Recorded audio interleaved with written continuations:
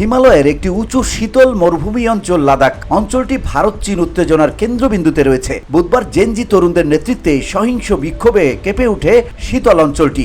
রাজপথে ঝরে রক্ত। তরুণরা ভারতের প্রধানমন্ত্রী নরেন্দ্র মোদীর বিজেপি দলের আঞ্চলিক কার্যালয়ে আগুন ধরিয়ে দেয়। অতিরিক্ত সশস্ত্র বাহিনী মোতায়েনের পর বিক্ষোভ সমন্বয়কারীরা আল জাজিরাকে জানিয়েছেন, আঞ্চলিক রাজধানী লেহে পুলিশের সঙ্গে ছাত্রসহ বিক্ষোভকারীদের সংঘর্ষে কমপক্ষে 4 জন নিহত এবং কয়েক ডজন আহত হয়েছে। কর্তৃপক্ষ জানিয়েছে, সংঘর্ষে কয়েকজন নিরাপত্তা বাহিনীর সদস্য আহত হয়েছে।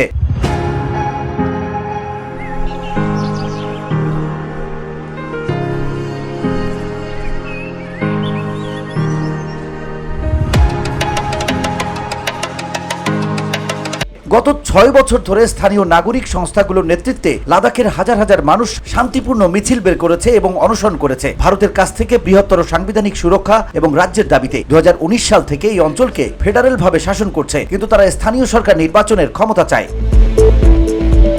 ধারাবাহিক অনশন ধর্মঘটের নেতৃত্ব দেয়া একজন শিক্ষাবিদ সোনম ওয়াংচুক বলেন, এরই ধারাবাহিকতায় বুধবার হতাশ তরুণদের একটি দল সেই শান্তিপূর্ণ বিক্ষোভ থেকে সরে এসেছে।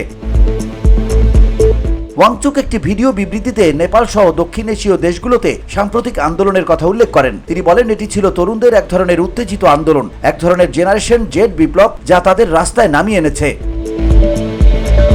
বুধবার সকালে সামাজিক, ধর্মীয় ও রাজনৈতিক সংগঠনের সমন্বয়ে গঠিত লাদাখ অ্যাপেক্স বডির নেতৃত্বে স্থানীয় লাদাখি কমিশনের অনশন 15তম দিনে প্রবেশ করে। 2 সপ্তাহ ধরে অনশন ধর্মঘটের পর আগের সন্ধ্যায় 62 এবং 71 বছর বয়সী 2 কর্মীকে হাসপাতালে ভর্তি করা হয়। এর ফলে আয়োজকরা শাটডাউনের ডাক দেন। একই সঙ্গে বিক্ষোভকারীরা আলোচনা বিলম্বিত করার জন্য মোদী সরকারের উপর ক্ষুব্ধ ছিলেন। এই বিষয়গুলো তরুণদের মনে এই বিশ্বাস জন্ম দেয় যে আর শান্তি কাজ করছে না। ওয়াংচুক বুধবার সন্ধ্যায় একটি ভার্চুয়াল সংবাদ সম্মেলনে এমনটাই বলেছিলেন।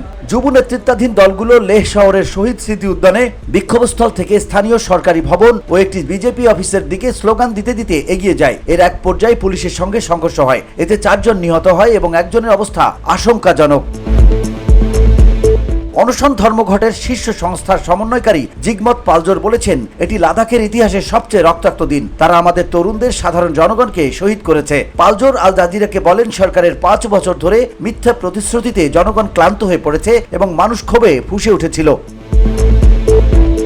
এক বিবৃতিতে ভারতের স্বরাষ্ট্র মন্ত্রণালয় বলেছে, অশান্ত জনতার সঙ্গে সংঘর্ষে 30 জনেরও বেশি সেনা সদস্য আহত হয়েছে। আত্মরক্ষার জন্য পুলিশকে গুলি চালাতে হয়েছে, যার ফলে কিছু হতাহতের ঘটনা ঘটেছে।